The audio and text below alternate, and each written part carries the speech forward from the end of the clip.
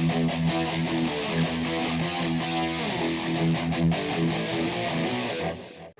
guys, Romney Reaper here. So as you can see, I'm outside Odeon for a change, yeah. I'm about to head in to see Kinds of Kindness, new film from Yorgos Lanthimos, who of course recently brought us Poor Things, which I absolutely love. So yeah, I'm down for anything this man has to offer.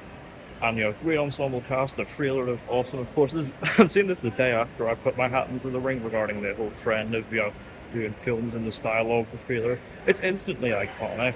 Yeah, this looks great. I know very little about it aside from what the trailer actually tells us. So yeah, I'm very much looking forward to seeing what Yorgos Lanthimos has to offer, especially since this is under Disney money. So yeah, I'm gonna head in, get my snacks, get my seat, and go see Kinds of Kindness.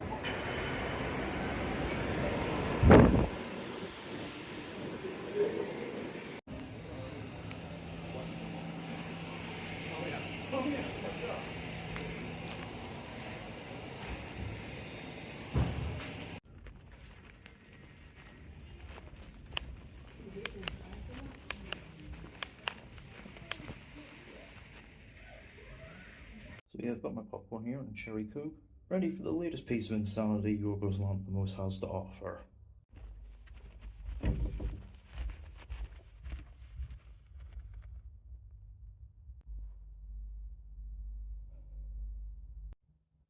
So yeah, back from seeing Kinds of Kindness, of course, new Yorgos Lanthimos film, and yeah, I was not expecting this because Poor Things only came out about half a year ago now. So yeah, the fact we're getting another one so soon is a pleasant surprise.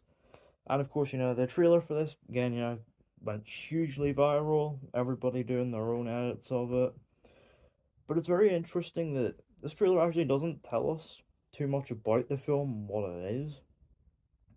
Rather, lets you sort of, figure out for yourself what it is by actually seeing it, which, I think more trailers should be, tell us very little and let us see it for ourselves. So yeah, I was really looking forward to seeing this, especially from what little I knew.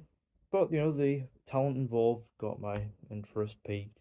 But is this another wild and unconventional treat from Yorgos? Let's find out.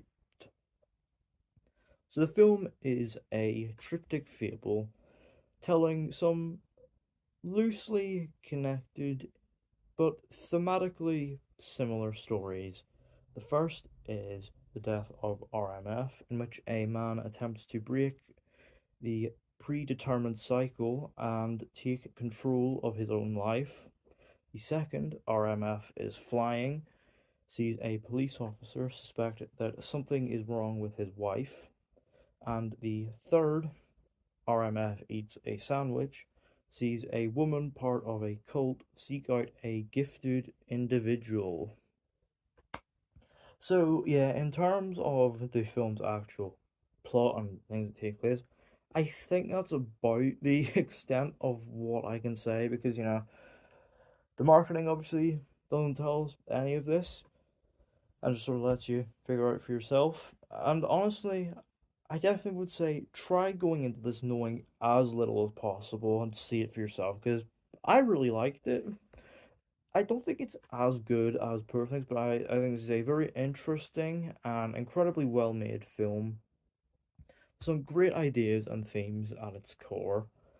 I mean, for one, obviously, I have to talk, yes, about the structure of the film. Very unique. It's anthological structure. Three different stories, and yeah, this actually works a lot to its favor. The way these stories are structured and paced actually ensures that you never truly feel the weight of the film's massive 2 hour, three-quarter runtime. Like, this thing is, pushing 3 hours, and yet it never really feels it. And that's down to, how compelling these stories are. Like, obviously, there is the very strong and very compelling thematic hook that loosely ties all three, which is, the extreme lengths that we go to feel love and validation from others. Sort of, exploring these almost kind of like toxic forms of love. It's very, very interesting stuff and does provide for a really strong sort of, dramatic through line for these different stories and ensures that, yes, it is fresh and compelling throughout. Obviously, there are like different individual themes within each story, and I will admit, at times, some of what Lanthimos is going for with these stories did kind of get is kind of lost on me, like especially with regards to the second story. But it's nothing that a second viewing won't fix, And definitely, a lot of thinking. It's definitely a film that definitely will inspire a lot of thought and discussion. I mean, on the plus side, the film is extremely well made. Like cinematography, directing, production design wise, it is absolutely fantastic. In a direct contrast to like the likes of Poor Things, this definitely tackles a more modern setting. In comparison to like the sort of period aesthetic of Poor Things, this is very much set in the modern day, and all the sort of trappings that come with that are wonderfully realized. You've got these like sort of soulless, tiring skyscrapers. You've got these like expansive gray parking lots, got sort of mundane looking like buildings and even like sort of idyllic sea views and sunsets and stuff, and even like these sort of slick, stylish, carishly colored cars. It is a treat for the eyes. It is absolutely gorgeously realized. Very simplistic in its sort of stylistic and framing choices, but definitely not simplistic in how it chooses to present its world.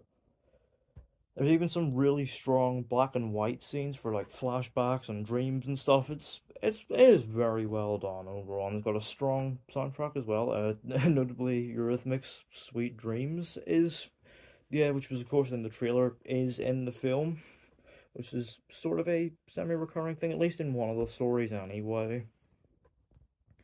And really, where would this be without a set of great performances? And yeah, boy, do these performances deliver. A real emotional range because a lot of these actors play three different characters across the stories. You've got the likes of like Emma Stone, Willem Dafoe, Margaret Qualley, Hong Chow, Mamadou Afi, and Joe Alwyn, and they're all very good. Hunter Schafer is in here as well, but she's really only in one story. And everybody here is great. There's a real emotional range, but also a sort of detachment as well. Very deliberate choice from Lanthimos that I think works very well. But yeah, really the standout of the film's MVP, Jesse Plemons. Yeah, the guy is so damn good. Like obviously Jesse Plemons always gives great performances. Sort of recently he's been popping up in like smaller roles and stuff. Making the most of minimal screen time and really stealing the show. Of course, this year he was in Civil War, his whole "What kind of American are you" scene, and he is fantastic there. But, here, he's much more prominent and, really gets a lot to chew on. He's got this very dynamic emotional range, and, depending on what the eccentricities of the stories call for. And yeah, he also does that whole detached thing very well. He is excellent, well deserving of his Best Actor win at Cannes earlier this year. Like, yeah, he is really, really good here. And the film is also very, very funny. Like, like there are some really well placed moments of dark comedy with these, very surreal, kind of depraved images that happen. This is definitely not going to be for everyone on that front. It's not a film for the faint of heart at all, but those on its wavelength will really appreciate sort of the darkly comic nature of some of these very surreal, very shocking scenes. It is great overall. And yeah, it's really great stuff overall, but I gotta say this is not quite as emotionally satisfying as Poor Things was. Obviously, this partly be attributed to the structure, with all these different stories. But I think it's also partly down to the detached approach that Lanthimos uses for the film. Don't get me wrong, there are great emotional moments scattered throughout each of these different stories, but as a whole, it's never quite as emotionally fulfilling as Poor Things. And I think that's what stops it from really reaching those heights. But, overall, Kinds of Kindness is a very, very good film. If you're a fan of Lanthimos' films, I'd highly recommend giving this a watch, especially at the cinema, because to really appreciate some of those more shocking moments with an audience, if they can take it. But yeah, overall, Kinds of Kindness, I'm gonna give it an 8 out of 10. So yeah, let me know down in the comments. Have you seen Kinds of Kindness? What did you think of it? What was your favorite of the three stories? And do you think Jesse Plemons is deserving of his Best Actor win at Cannes? And what's your favorite Lanthimos film? Let me know all that down in the comments.